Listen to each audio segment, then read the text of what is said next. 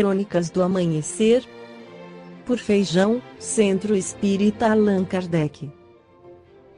Balneário Gaivota, 15 de março de 2018. A luta inacabada de Gandhi. Em 30 de janeiro de 1948, Mohandas Karamchand Gandhi foi assassinado por um radical hindu. O magnicídio perpetrado por um dos seus foi o epílogo paradoxal de uma vida dedicada à não violência, a noção incorruptível que havia conduzido 255 milhões de súditos a se rebelarem contra 2 séculos de domínio britânico. Conquistada a independência, o pai da Índia quis enfrentar os maiores desafios do país, erradicar a tradição dos intocáveis e pacificar muçulmanos hindus. Ambos os desafios, imperdoáveis para seus inimigos, são ainda hoje questões pendentes. Ele mesmo aceitou seu fracasso, reconhece seu bisneto, Tushar Gandhi. O sistema de castas estava tão arraigado nesta cultura que os fustigamentos continuam 70 anos depois, explica de sua residência em Mumbai, onde ocorreu o último enfrentamento entre castas no início do ano. Pensar que seu povo havia entendido sua mensagem foi seu maior erro, opina Tushar Gandhi. A máxima que melhor define seu bisavô, para ele, é esta: minha vida é minha mensagem. Seu legado inspirou Martin Luther King, Nelson Mandela e Lech Walesa.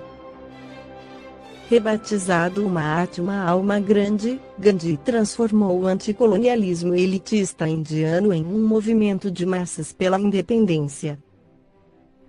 Depois de viver na África do Sul, no seu retorno à Índia em 1915 deixou seu traje de advogado londrino e se vestiu com um humilde dhoti e tanga tradicional para viajar pelo imenso subcontinente.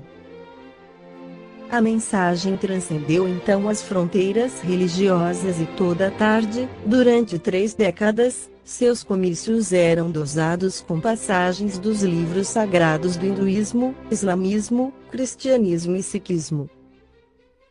Desse modo fez um chamado aos desapoderados da sociedade, de todas as religiões, para participarem de uma luta travada até então em escaramuças intermitentes contra o poder britânico e em debates políticos.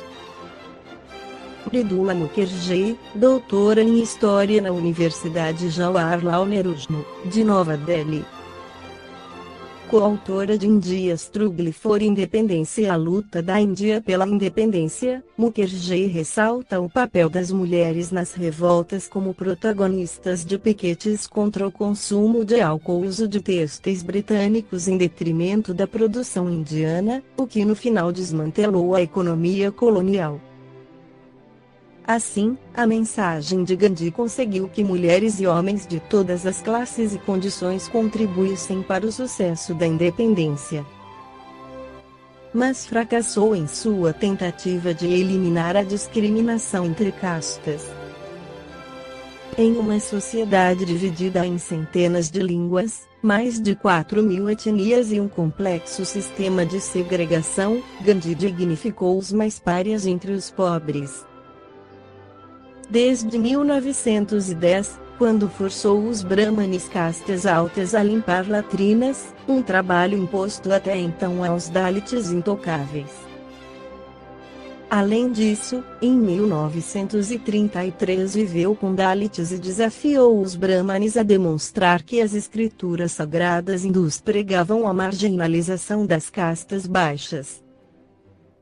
O Espírito e Emmanuel, pela psicografia de Francisco Cândido Xavier no livro A Caminho da Luz, esclarece que os hindus faziam parte do contingente de espíritos que vieram exilados de um dos mundos do sistema de Capela, que estava sendo promovido de mundo de expiação e provas para mundo de regeneração, e aqueles espíritos que não acompanharam a evolução do planeta foram realocados na Terra, que ainda estava na categoria de mundo primitivo, para auxiliar na nossa evolução. dos espíritos degradados no ambiente da Terra. Os que se agruparam nas margens do Ganges foram os primeiros a formar os pródromos de uma sociedade organizada, cujos núcleos representariam a grande percentagem de ascendentes das coletividades do porvir.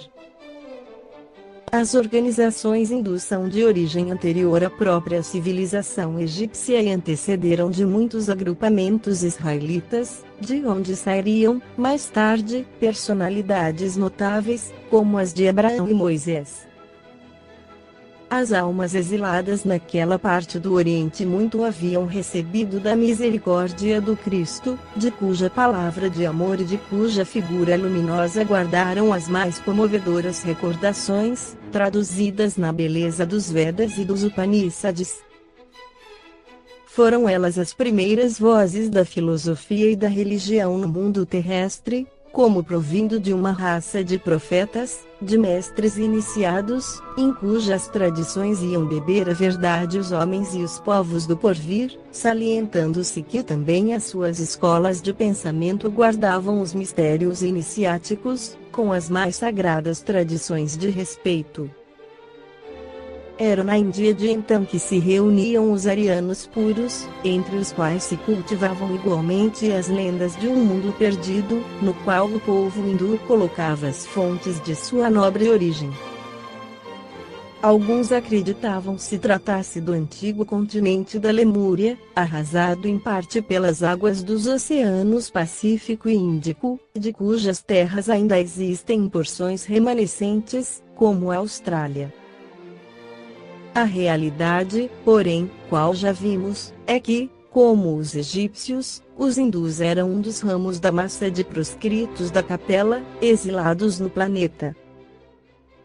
Deles descendem todos os povos arianos, que floresceram na Europa e hoje atingem um dos mais agudos períodos de transição na sua marcha evolutiva. O pensamento moderno é o descendente legítimo daquela grande raça de pensadores, que se organizou nas margens do Ganges, desde a aurora dos tempos terrestres, tanto que todas as línguas das raças brancas guardam as mais estreitas afinidades com o sânscrito, originário de sua formação e que constituía uma reminiscência da sua existência pregressa, em outros planos. O povo hindu, não obstante o seu elevado grau de desenvolvimento nas ciências do espírito, não aproveitou de modo geral, como devia, o seu acervo de experiências sagradas. Seus condutores conheciam as elevadas finalidades da vida. Lembravam-se vagamente das promessas do Senhor, anteriores à sua reencarnação para os trabalhos do penoso degredo.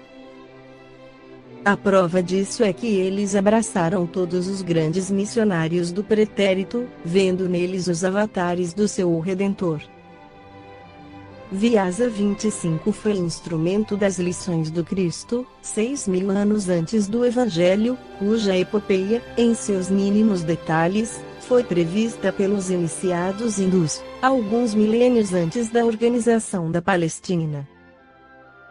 Krishna, Buda e outros grandes enviados de Jesus ao plano material, para a exposição de suas verdades salvadoras, foram compreendidos pelo grande povo sobre cuja fronte derramou o Senhor, em todos os tempos, as claridades divinas do seu amor desvelado e compassivo. Mas, como se a questão fosse determinada por um doloroso atavismo psíquico, o povo hindu, embora suas tradições de espiritualidade, deixou crescer no coração o espinho do orgulho que, aliás, dera motivo ao seu exílio na terra. Em breve, a organização das castas separava suas coletividades para sempre. Essas castas não se constituíam num sentido apenas hierárquico, mas com a significação de uma superioridade orgulhosa e absoluta. As fortes raízes de uma vaidade poderosa dividem os espíritos no campo social e religioso. Os filhos legítimos do país dão-se o nome de Árias, designação original de sua raça primitiva, e o seu sistema religioso, de modo geral, chama-se Arya Dharma, que eles afirmam trazer de sua longínqua origem, em cujo seio não existem comunidades especiais ou autoridade centralizadora, senão profunda e maravilhosa liberdade de sentimento. Na verdade, esses sistemas avançados de religião e filosofia evocam o fastígio da raça no seu mundo de origem, de onde foi precipitada o orbe terreno pelo seu orgulho desmedido e infeliz. Os arianos da Índia, porém, não se compadeceram das raças atrasadas que encontraram em seu caminho e cuja evolução devia representar para eles um imperativo de trabalho regenerador na face da Terra. Os aborígenes foram considerados como os párias da sociedade, de cujos membros não podiam aproximar-se sem graves punições e severos castigos. Ainda hoje, o espírito iluminado de Gandhi, que é obrigado a agir na esfera da mais atenciosa psicologia dos seus irmãos de raça, não conseguiu eliminar esses absurdos sociais do seio do grande povo de iniciados e profetas. Os párias são a ralé de todos os seres e são obrigados a dar um sinal de alarme quando passam por qualquer caminho, a fim de que os venturosos se afastem do seu contágio maléfico. A realidade, contudo, é que os rajás soberanos, ao influxo da misericórdia do Cristo, voltam às mesmas estradas que transitaram sobre o dorso dos elefantes ajaezados de pedrarias, como mendigos desventurados, resgatando o pretérito em avatares de amargas provações expiatórias. Os que humilharam os infortunados, do alto de seus palácios resplandecentes, volvem aos mesmos caminhos, cheios de chagas cancerosas, exibindo a sua miséria e a sua indigência. E o que é de admirar-se é que nenhum povo da Terra tem mais conhecimentos acerca da reencarnação do que o hindu, ciente dessa verdade sagrada desde os primórdios da sua organização neste mundo. Esta foi a crônica do amanhecer de 15 de março, por Feijão.